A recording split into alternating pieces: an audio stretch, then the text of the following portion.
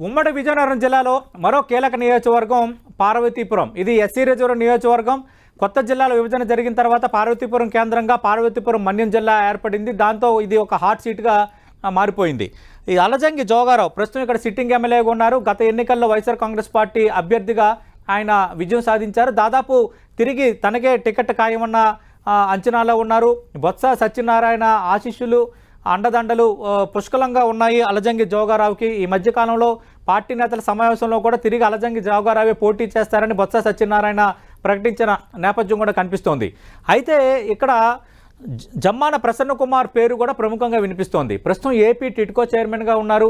అలాగే జగన్మోహన్ రెడ్డి అత్యంత ప్రతిష్టాత్మకంగా భావిస్తున్న ఈ ఇళ్ల నిర్మాణానికి సంబంధించి చాలా నిష్ఠతో నిబద్ధతతో ఆ బాధ్యతను నిర్వర్తిస్తూ ముఖ్యమంత్రి దృష్టిలో పడ్డారు జమ్మాన ప్రసన్న కుమార్. అంతకు ముందు కూడా ముఖ్యమంత్రికి ఒక సన్నిహితమైన నేతగా జమ్మాన ప్రసన్న కుమార్కు గుర్తింపు ఉంది, సౌమ్యుడిగా గుర్తింపు ఉంది.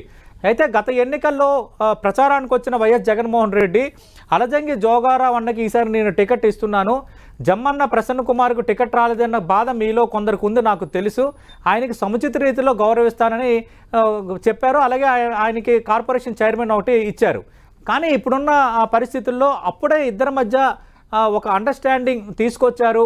అలజంగి జోగారావు నువ్వు ఈసారి పోటీ చేయు, నెక్స్ట్ జమ్మాన ప్రసన్న కుమార్ పోటీ చేస్తారంటూ ఒక అండర్స్టాండింగ్ తీసుకొచ్చారనేది కొందరు చేస్తున్న ప్రచారం. మరి ఆ ప్రచారంలో వాస్తవం ఎంత ఉందో లేదో తెలియదు. కానీ జమ్మాన ప్రసన్న కుమార్ కూడా ఈసారి ఆశలు పెట్టుకున్నారు. ఈ మార్పులు చేర్పుల్లో భాగంగా తన అభ్యర్థిత్వాన్ని కూడా హైకమాండ్ పరిశీలిస్తుందన్న అంచనాలో జమ్మాన ప్రసన్న కుమార్ ఉన్నారు. అయితే మనకు అందుతున్న ఇన్ఫర్మేషన్ ప్రకారం జమ్మాన ప్రసన్న కుమార్ ఆశిస్తున్నప్పటికీ దాదాపు అలజంగి జోగారావు అభ్యర్థిత్వం ఖరారు అయినట్టే అన్న ఒక చర్చ అయితే పార్టీ వర్గాల నుంచి వినిపిస్తున్న సమాచారం బట్టి తెలుస్తోంది. మాజీ ఎమ్మెల్యే సవరపు జయమణి పేరు కొంతగా వినిపించినా ఆమె పూర్తిగా అంతగా పోటీలో లేని వాతావరణం అయితే కనిపిస్తోంది పార్వతీపురంకి సంబంధించి. అలాగే తెలుగుదేశం పార్టీ సంగతి చూద్దాం. తెలుగుదేశం పార్టీకి సంబంధించి బోనెల విజయ్ చంద్ర అనే అభ్యర్థి కొత్త అభ్యర్థిగా ఇప్పుడు రంగంలో దిగారు. ఈయన ఎన్ఆర్ఐ రిటర్న్ అలాగే ఎన్జిఓలు గట్టా ఏర్పాటు చేసుకుని కొన్ని కార్యక్రమాలు కూడా ఆయన నిర్వహిస్తున్నారు. పార్వతీపురం పట్టణానికి సమీపంలోనే అంటే 4 కిలోమీటర్ల దూరంలో ఉన్న నర్సీపురం గ్రామానికి చెందిన వ్యక్తి బోనెల విజయ్ చంద్ర. ప్రస్తుతం కొత్తగా ఆయనకు పార్టీ ఇన్ఛార్జిగా తెలుగుదేశం పార్టీ ఛాన్స్ ఇచ్చింది.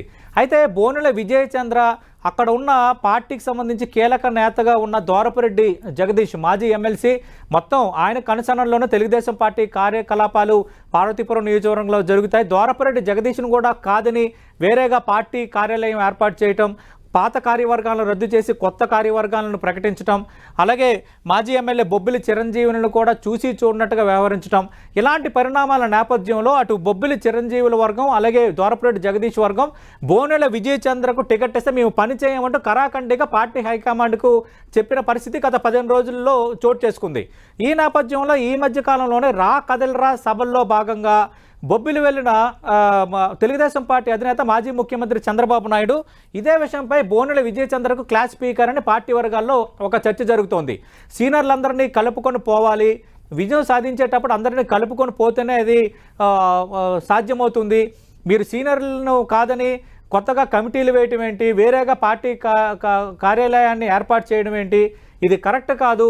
నువ్వు యువకుడివి, మంచి ఛాన్స్ ఉంది, నీకు టికెట్ దక్కే అవకాశాలు కూడా దాదాపు పుష్కలంగా ఉన్నాయి, అందుకు అందరినీ కలుపుకొని పోవాలని కొంత సర్దుబాటు అయితే చంద్రబాబు నాయుడు చేశారు. కానీ ఏం జరగబోతుందో మనం వేచి చూడాల్సిన పరిస్థితి.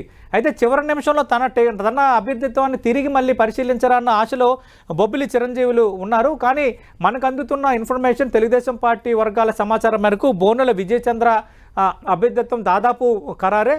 పార్వతీపురం నుంచి అలజంగి జోగారావు వర్సెస్ బోనెల విజయ్ చంద్ర మధ్య పోటీ ఉండబోతోంది. ఏదైనా అనూహ్య పరిస్థితి చోటు చేసుకుంటే తప్ప జమ్మాన ప్రసన్న కుమార్ వైఎస్ఆర్ కాంగ్రెస్ పార్టీ అభ్యర్థిగా రావచ్చు అంటున్నారు. చూద్దాం ఏం జరగబోతుందో.